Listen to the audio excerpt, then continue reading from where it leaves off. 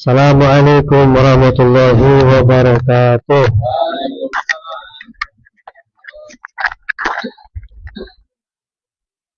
Bismillahirrahmanirrahim. Alhamdulillahilladzi fadalana ala katsirin min ibadihil mu'minin. Summa alhamdulillah alladzi fadala ba'da ibadihi bi'ulumil ilahiyyah. وتعرف بها إليه بشموس المعارف وأنوار الإرفانية وأهبه بها إليه مهابة فيه حتى لا يرى بها سواه وولاه بها عليه بمعونته وبكرامات الولاية خصوصا كرامات شيخنا مشريش محمد الرضا سيف الله المسلول Al-Qutub As-Samadani Al-Mahdi radhiyallahu. Asyhadu an la ilaha illallah syahidul quwwah wal awal wal akhir wal zahir wal batin wa asyhadu anna sayyidana Muhammadan abduhu wa rasuluh alladzi la yantiqu anil hawa in huwa illa wahyun yuha. Sallallahu alaihi wasallam ala hadzal nabiyil karim Sayyidina Muhammadin al-hadi ila siratin mustaqim wa ala alihi wa ashabihi ajma'in. Amma ba'du, ila hadrati syekhina wa syekh Muhammad Abdul Saifullah Masnun al-Qutub As-Samadani al-Mahdi radhiyallahu sallallahu alaihi bi ulumih wa asrarihi wa barakatihi faidar rahimin wa sallallahu khatirin kulli majlis. Allahumma ya qadiyal hajat Allahumma yas'alaka bija'ilahi wa ni'aliyah bi hadizan sihina wa mursyidina Syekh Muhammad Abdul Saifullah Masnun Al-Qutub As-Samadani al-Mahdi wa qadasna fi hajatina khairu dunya al-akhirah khususan ala hadirin al-Fatihah. Wa ta'budu wa nasta'inu salatan zatan salatan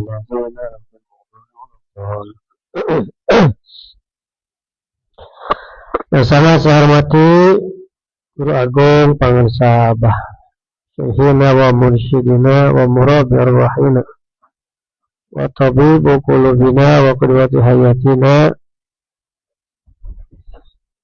dengan kesempurnaan karamah Pangarsa Abah semoga semuanya diberikan istiqomah di dalam taat, istiqomah dalam meninggalkan maksiat, istiqomah di dalam khidmat, istiqomah yang sempurna hingga akhir hayat kita.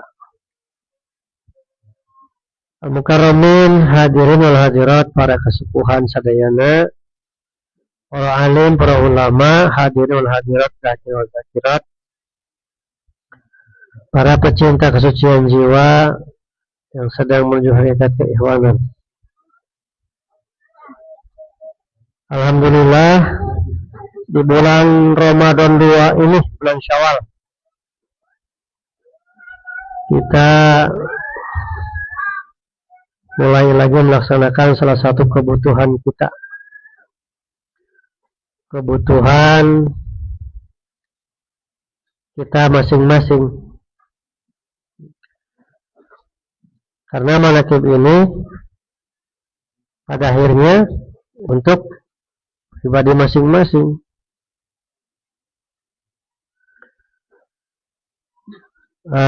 Tentang majelis manaqib, ayatnya sudah tahu ya, diantaranya yang sudah saya share di status, itu surat Hud ayat ke-120.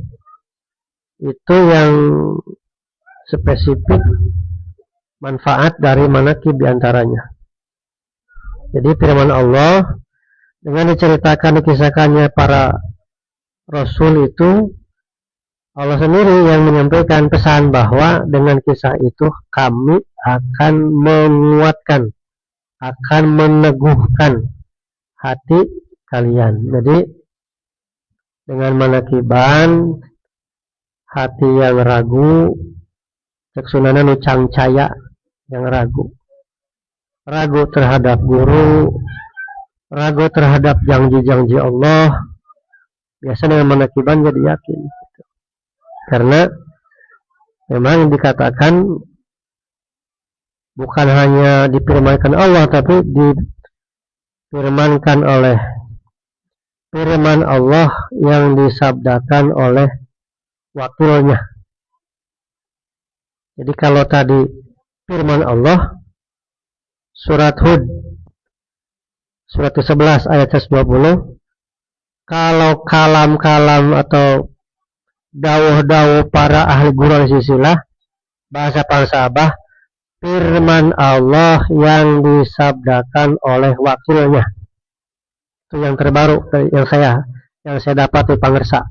Jadi bahasa dari beliau memilih diksi kalimat firman Allah yang disabdakan oleh wakilnya. Ini berdasarkan dalil. Wa ma yantiqu anil hawa in huwa illa wahyu. Itu dalilnya. Dan Nabi Muhammad itu plus Khalifah Nabi Muhammad yang mursyid di setiap masanya itu tidaklah berkata kecuali berdasarkan wahyu. Kalau kanya Nabi Muhammad berdasarkan wahyu, kalau Khalifatun Rasul atau Khalifah mursyid di setiap masanya adalah berdasarkan ilham. Jadi untuk membedakan supaya tidak terjadi fitnah. Sebenarnya antara ilham dengan wahyu itu juga. Cuman bedanya wahyu diberikan kepada para nabi, ilham diberikan kepada wali-wali Allah. Padahal itu juga seperti halnya mukjizat dengan karamah. Masih ada tak ini gitu. Khawariqul adat namanya. Nah, di bulan Ramadan kemarin bahasan di terakhir di Ibu Budi almarhum masih ingat tentang bikana maka nawabiyakunu ma yakunu. Masih ingat ngaji tentang lafaz bismillah di tafsiran.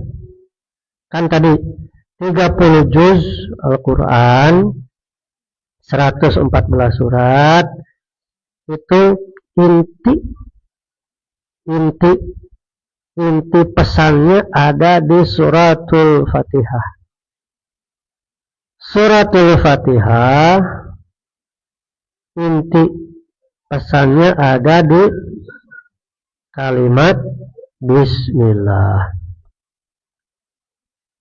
Sebelum masuk ke bismillah itu yang saya dapat dari bahasan ulama ahli tahqiq, bismillah itu hurufnya dibagi 3. Ba, sa, mim. Bismillah itu ba, sa, mim atau sin. Ba, sin, mim.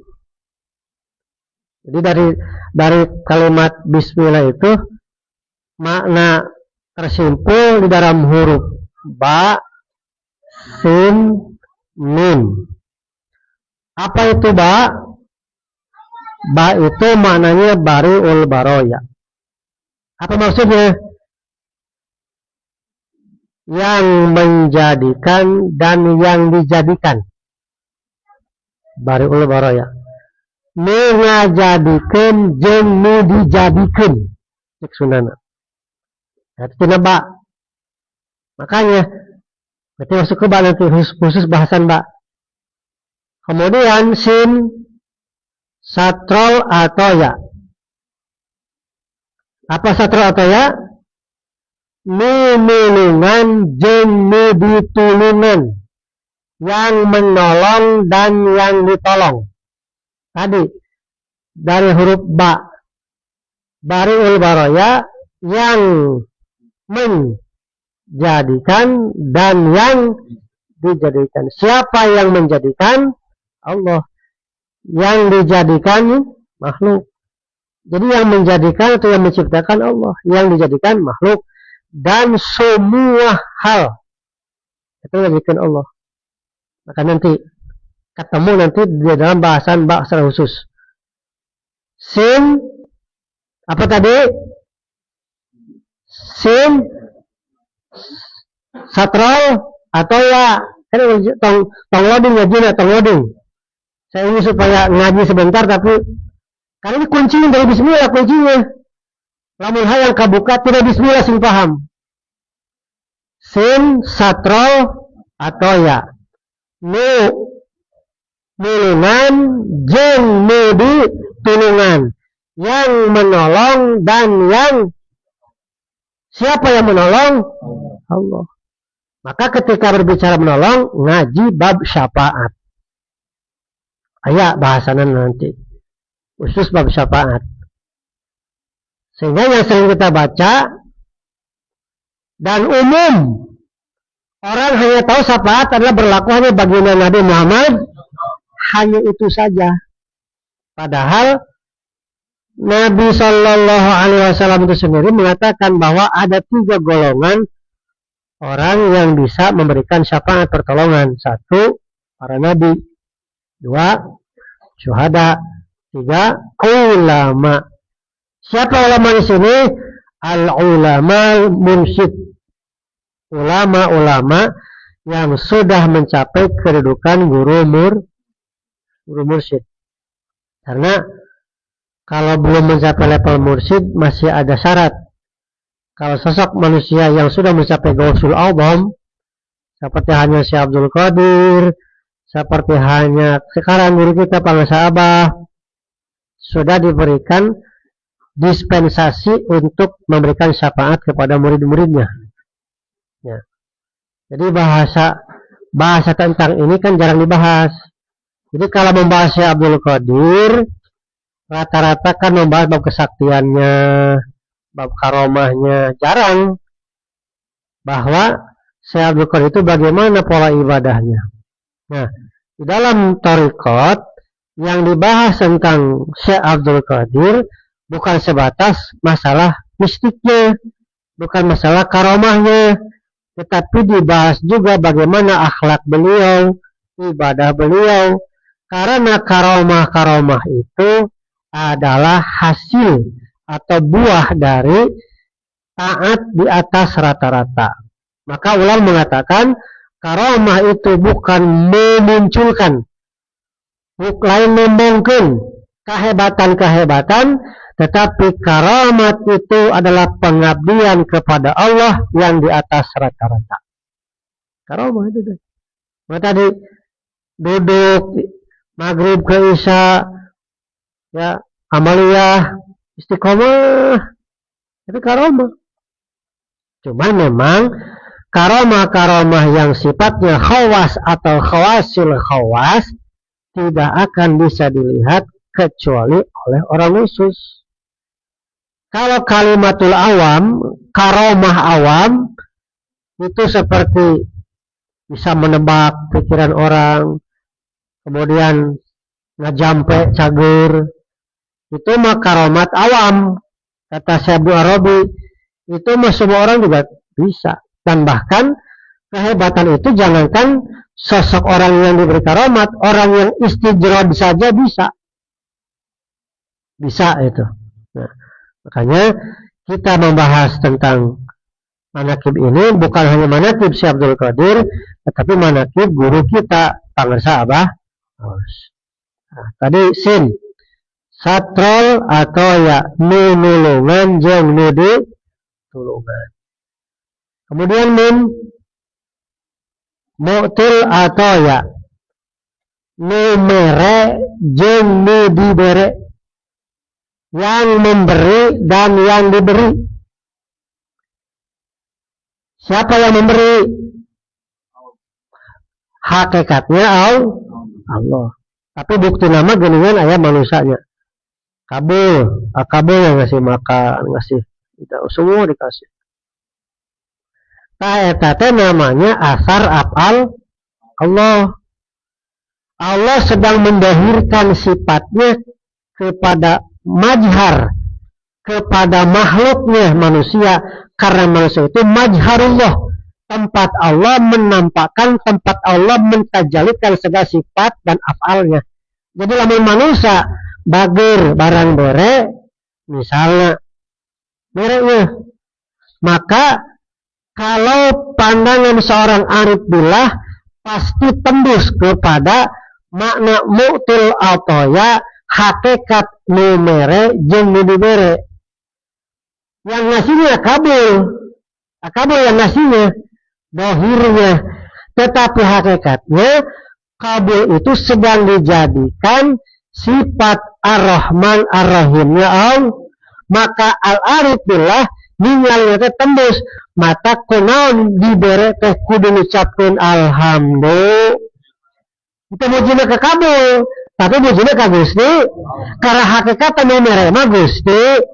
Tadi tina lapad min dina kalimat bismillah. Ba non bariol baroya spalhodeh. Sin satral atoya, min mu'til atoya. Sing apal tah tina bismillah dulu. Nah, tina dulu ieu ya, muncul hakikat ba bikana, makanya wa biyakunu ma yakunu, bahwa kusabab ayatna Allah kabeh perkara jadi ayat. Kusabab Allah perkara nu bakal terjadi pasti terjadi. Bikana makana wa biyakunu ma yakunu. La huruf ba intina aya dina titik huruf kunaon aya dina titik. Maka bahasa sisaha bisa ngagali titik huruf ba, maka kabuka ilmu-ilmu Allah. Jadinya sedikit masuk ke wilayah dalam. Kunaon? Kenapa? Dari titik bisa menjadi garis, dari garis bisa membentuk huruf, dari huruf bisa membentuk kata, dari kata bisa membentuk kalimat, dari kalimat inilah muncul takrif ilmu sakolong langit. Paham ya? Ini tidak titik. Dari titik ngabentuk garis, tina garis ngabentuk huruf, tina huruf ngabentuk kata, tina kata ngabentuk tina kalimat lahir. Definisi ilmu naon wae. Maka rahasianya ada di titik huruf. Nah, saya kemarin mendapatkan dari Bangsa Abah. Ya, ada kitab kata Bangsa Abah,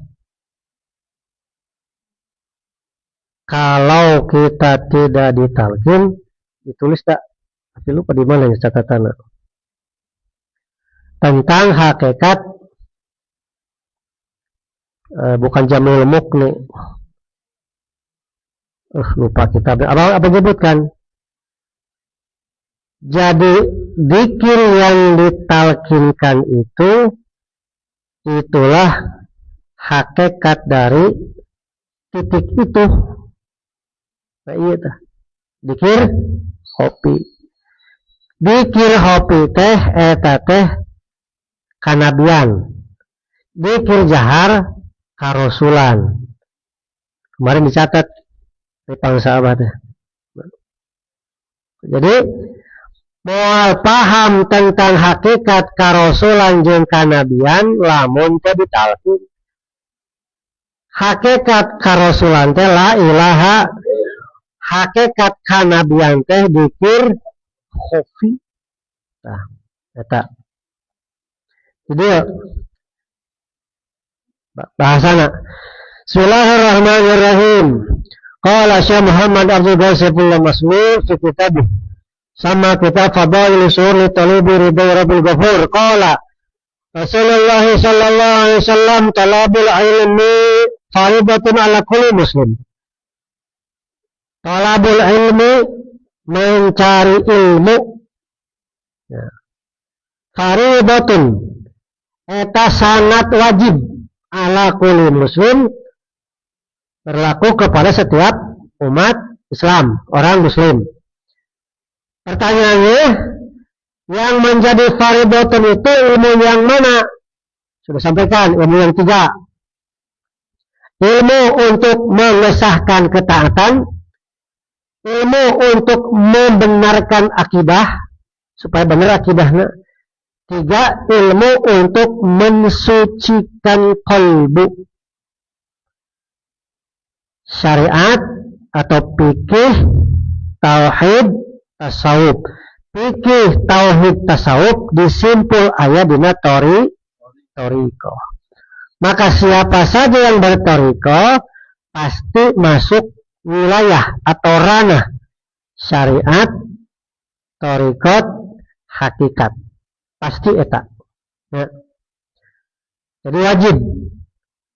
Ada ilmu-ilmu lain wajib ke ilmu-ilmu yang lain wajibnya adalah wajib kifayah. Contoh, baca Quran wajib pakai ilmu tajwid. Ulangi, maca Quran eta wajib pakai ilmu tajwid, wajib. Sifatul hurufnya, makharijul hurufnya, memahami idhar, idgham, ikhfa, iqlab, ikhfa syafawi dan seterusnya. Wajib baca Quran dengan tajwidnya. Mengaji, mempelajari ilmu tajwid hukumnya fardu kifayah. Jadi lamun aya di kampung di Salak. Saurang ya paham bab tajwid, paham ngelotok. Itu dosa. Walaupun orang bacanya misalnya orang ieu balelo bacana dagdeg dog. Tapi satu orang saja, jangan jauh-jauh. Satu kumpulan kieu nu ngarieun kieu. Saurang yang ngaji bab tajwid, paham bab tajwid. Walaupun bacanya dagdeg dog misalnya dihampura ku Allah. Sabab aya saurang nu jadi kiparat bahwa ieu jalma geus ngaji bab tajwid gitu. Karena dia sudah eta. Waqala aidan dengan dawuh di pangsa bahwa qala talabul ilmi sa'atan khairun min qiyamil lail wa talabul ilmi yawman khairun min siyami thalathatul ashhur. Mencari ilmu saatan, bisa sejam, bisa setengah jam, bisa nanti hitungan menit. Khairun adalah lebih baik daripada min qiyamul lail, daripada salat malam. Kade jangan salah mentafsirkan. Begini bahasanya, lama nafsirkan begitu teh. Mencari ilmu yang dimaksud di sini adalah al ilmu ma'rifat saatan sakedeng menggali memahami ilmu ma'rifat walaupun sesaat khairun itu lebih baik min qiyamul lail daripada qiyam lail dalam keadaan goplah. Kadang ulah dipakai alat mending ngaji orang betul salat penting kemenang tetap salat malam tahajud kudu. Nah dimaksud hadis ini tadi mencari ilmu makrifat walaupun hanya sesaat itu lebih baik daripada salat malam semalam suntuk tapi dalam keadaan ghaflah. Jelas sampai sini ya. Kade saya bertanggung jawab lebih salah ngehargian. Karena ini kalau salah mentafsirkan hadis ini jadi alat karena malas mah mending ngaji atau kudu salat. Bagus tadi ngaji cenah kita kudu salat deui. Jadi alat teh. Ya. Jadi alat. Jadi sama supaya saya tidak diminta pertanggungjawaban diperjelas. Mencari, memahami, menggali tentang ilmu ma'rifat walaupun sesaat khairun adalah lebih baik daripada sholat malam tapi dalam keadaan hatinya ghaflah. Sampai sini jelas ya. Nah, kemudian wa talabul ilmi yauman, mencari ilmu walaupun sehari, yaitu ilmu ma'rifat. Khairun adalah lebih baik min syami salasatil ashurin, daripada puasa 3 bulan. Ngaji bab kamakrifatan walaupun sehari ngaji itu lebih baik daripada puasa 3 bulan. Dan puasanya itu nyaho ilmu na. Ya. Jadi kudu lengkap, bisa aya cak-cak bodas tuh. Bisa cak-cak bodas kayak dipelintir-pelintir. Ya.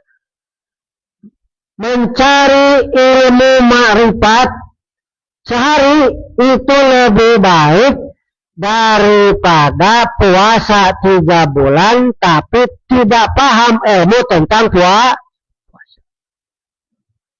Nah, ini luar biasa.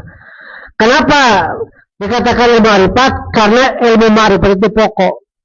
Kalau Abah Anu mengatakan begini, mentafsirkan surat Az-Zariyat. Nah, wa ma khalaqtul jinna wal insa illa liya'budun. Ai liya'rifuni, Ibnu Abbas. Ai liya'rifuni. Yang dimaksud liya'budun istilah sampai engkau ma'rifat kepadaku, kepada Allah maksudnya. Kenapa? Karena bagaimana kamu akan benar di dalam ibadah sementara kamu belum mengenal yang engkau ibadahi. Tak mahalana teh. Makanya kenapa di lingkungan kita, di tarekat kita, yang menjadi pertama itu mesti talqin hula. Talqin. Karena talqin itu untuk meraih talqin itu ilmu nafi'. Ini kalau ngajinya banyak kitabnya ketemu Pak. Karena saya pernah buka-buka kitab yang lain, jadi ketika para sahabat menyampaikan di sini, insya Allah paham. Begini kata para sahabat, wa qala Rasulullah sallallahu alaihi wasallam, dan bersabda lagi Rasulullah sallallahu alaihi wasallam, berkata lagi, bersabda lagi, al ilmu ilmani, ilmu itu ada 2. Fa'alib fal ilmu fi qalbi fadzalika ilmu nafi. Ilmu itu ada 2. Ada ilmu di dalam hati dan itu adalah merupakan ilmu nafi, ilmu yang sangat bermanfaat. Jadi ilmu nafi itu masuk ke wilayah dzikir khafi. Dzikir khafi itu adalah wujud dari ilmu nafi, ilmu bangsa amal. Disebut ilmu iya, disebut amal iya. Dzikir khafi. Dzikir khafi itu bisa 2, bisa disebut ilmu, bisa juga disebut amal. Makanya ilmu amaliyah, amal ilmiah itu menunjuk kepada dzikir, itulah karomah. Karomah terbesar adalah dzikir khafi yang oleh guru mursyid ditanamkan ke setiap kalbu kita. Itu adalah karomah terbesar. Karena itu adalah ilmu nafi'. Itu indikator ma'rifat. Indikator ma'rifat. Wah, kasih sahuma tarunuhnya. Nah, sedikit. Nah, ingin melanjutkan. Sedap. Ujungnya lah. Sudah disampaikan, tetapi ini mengulang. Pernah dengar asma Allah itu ada berapa? Umum 90. Tapi yang dari para sahabat asma Allah itu ada 4.000. 1.000 hanya Allah yang tahu. 1.000 hanya malaikat yang diberitahu. 1.000 disimpan di arasnya Allah. Yang 1.000 dipecah. 300 disimpan di Injil, 300 disimpan di Zabur, 300 disimpan di Taurat, 99 asma yang zahir disimpan dalam mushaf satu asma Allah yang sir disimpan dalam qalbunya Rasulullah sallallahu alaihi wasallam. Totalnya asma Allah ada 4.000. Asma Allah yang 4.000 ini disimpul ada di dalam la ilaha. Maka sesungguhnya sekali mengucapkan la ilaha illallah yang ditalqinkan, sama derajatnya, sama keutamaannya mengucapkan 4.000 asma Allah. Sama. Alhamdulillah. Pak, kenapa orang tarekat habis zikir, habis sholat langsung zikirnya la ilaha illallah? Subhanallahnya kemana? Alhamdulillahnya kemana? Allahu Akbarnya kemana? Bisa ainanya gitu.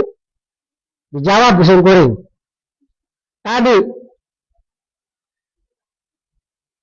4.000 nama Allah disimpul ada di dalam la ilaha.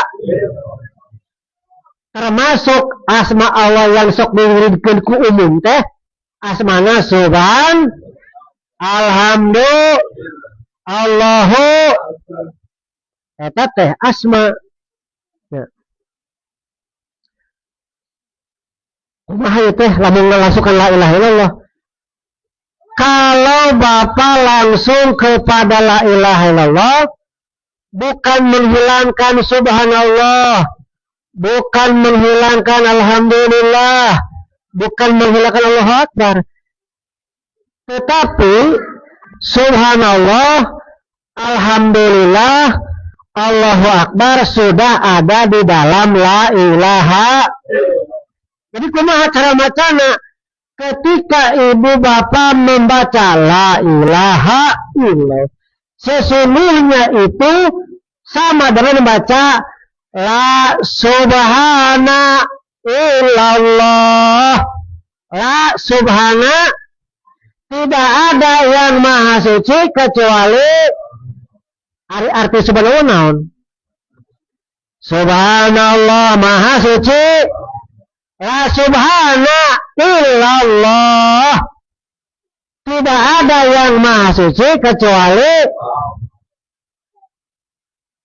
Kemudian nanti alhamdulillah, ketika membaca arti alhamdulillah, alhamdulillah segala puji kagungan bagi Allah, cek bahasa Indonesia.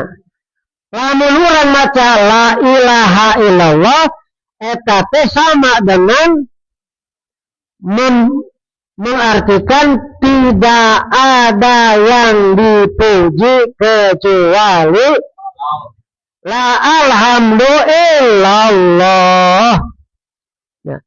Allahu Akbar, tidak ada yang akbar kecuali Allah.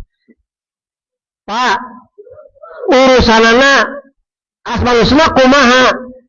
Asmaul husna papai. Asmaul husna apa?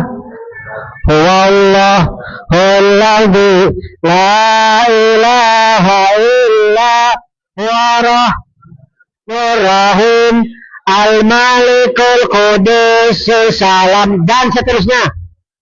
Dimulai dengan ar-Rahman, ar-Rahim, Al-Malik, Al-Qudus, As-Salam. Astaga itu.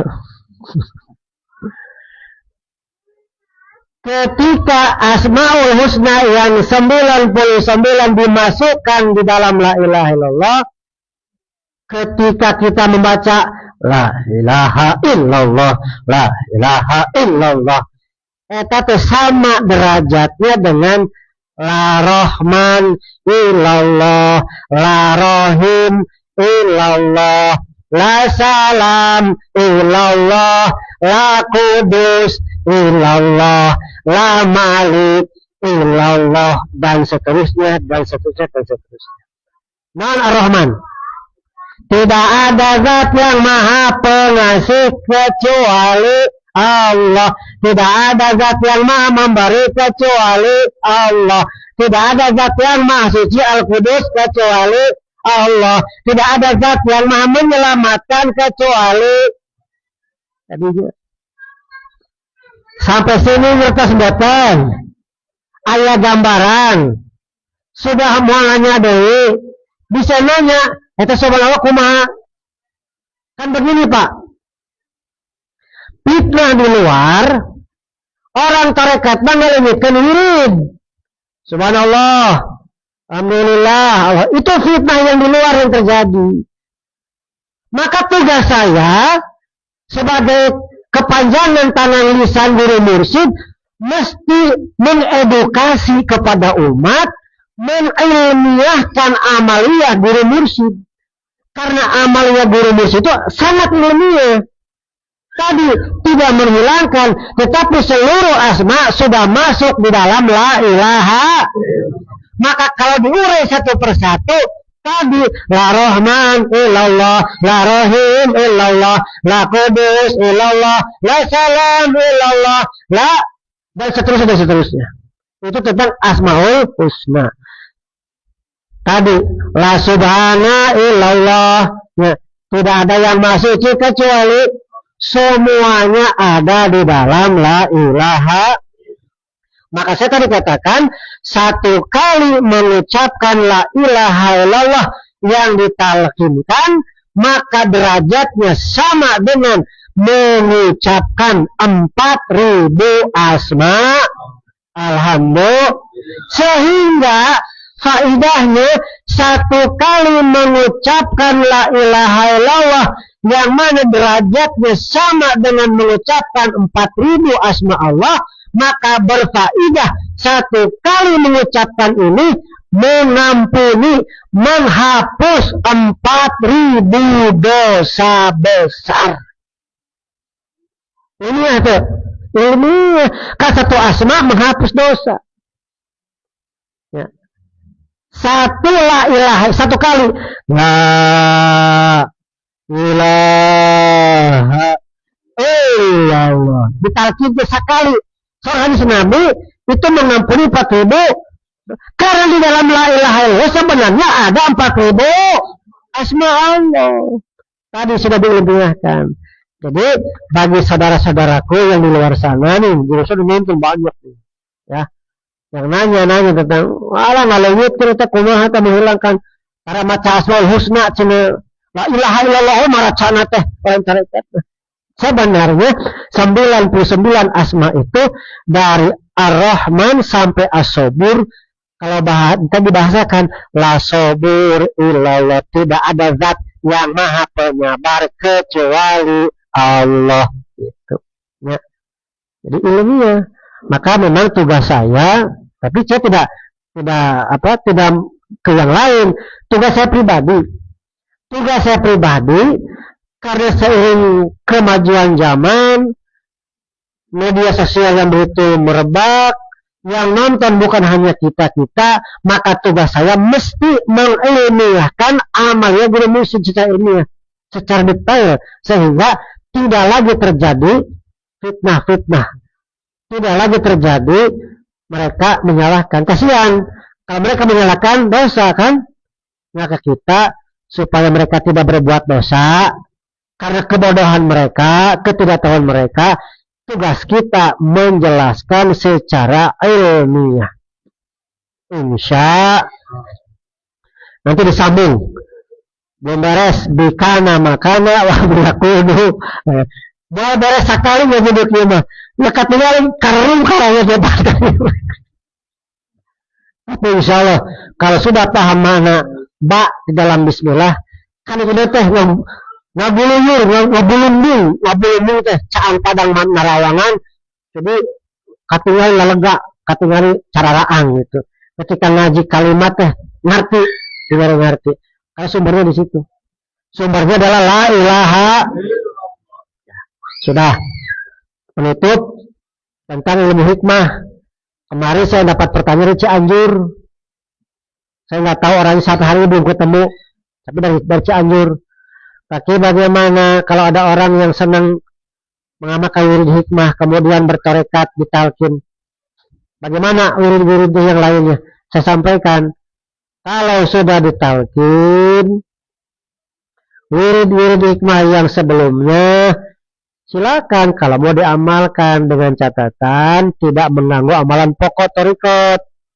Silakan diatur waktunya. Tetapi perlu Bapak ketahui bahwa la ilaha illallah yang ditalkinkan itu adalah manbaul usul hikmah, sumber pokok ilmu hikmah. Jadi wirid-wirid yang sebelumnya disimpan fokus kepada la ilaha illallah, maka la ilaha illallah pun itu adalah sumber pokok ilmu hikmah. Bahkan di halaman yang lain kata para sahabat, la ilaha illallah adalah manbaul ilmu laduni. La ilaha illallah adalah sumber pokok ilmu laduni. Bagaimana caranya? Amalkan dengan ikhlas di atas rata. Segitu aja kuncinya. Amalkan dengan ikhlas, jangan ada keterpaksaan, jangan merasa aduh wegah orang wah repot, jangan. Amalkan sing ikhlas, istiqomah di atas rata, insya Allah akan ketemu. Kapan nih hasil ternyata. Terima kasih, mohon maaf, semoga bermanfaat. Assalamualaikum warahmatullahi wabarakatuh. Allahumma